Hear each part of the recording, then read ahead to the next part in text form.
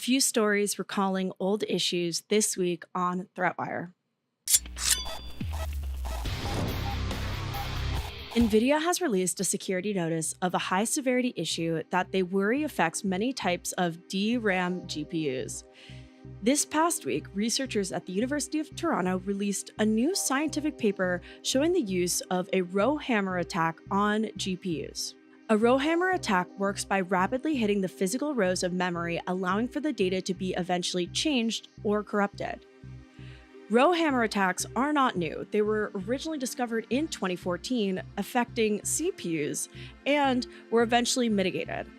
The difference now is that the team at University of Toronto found that the attacks work on GPUs. The abstract does a great job describing the issues. Rowhammer is a read disturbance vulnerability in modern DRAM that causes bit flips, compromising security and reliability.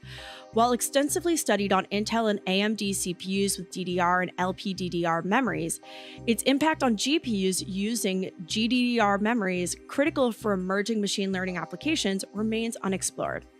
Rowhammer attacks on GPUs face unique challenges: proprietary mapping of physical memory to GDDR banks and rows, high memory latency and faster refresh rates that hinder effective hammering, and proprietary mitigations in GDDR memories difficult to reverse engineer without FPGA-based test platforms. The researchers of the paper demonstrated the exploit using an NVIDIA A6000 GPU with GDDR6 memory without ECC enabled. When ECC was enabled, the attack did not work. NVIDIA has released a mitigation recommendation for the attack, which includes implementing system-level ECC be enabled across the expected affected list of NVIDIA products, which we link to below.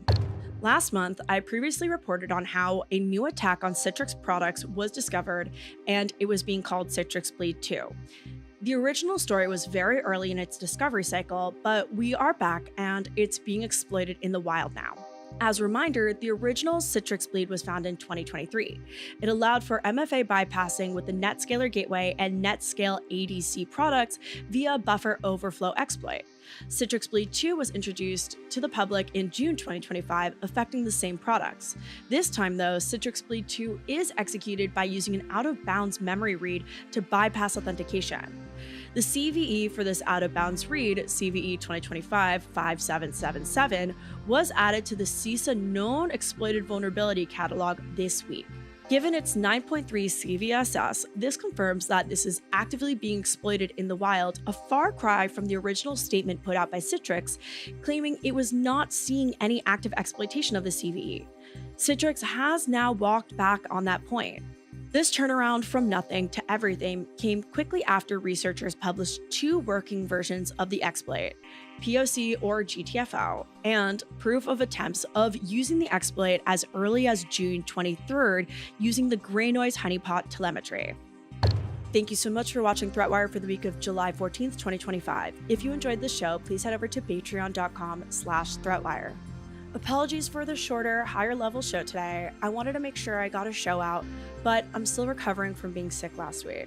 I am super curious though to hear from you. The news is getting a little bit slow, and I would love to know where you, the viewer, go to look up your cybersecurity news beyond ThreatWire. I'm always looking for news sources to read and research from, so let me know in the comments. Thank you so much for watching. I'm Allie Diamond. You can find me everywhere online at Ending with Allie, and as per usual, good luck, have fun, and don't get caught.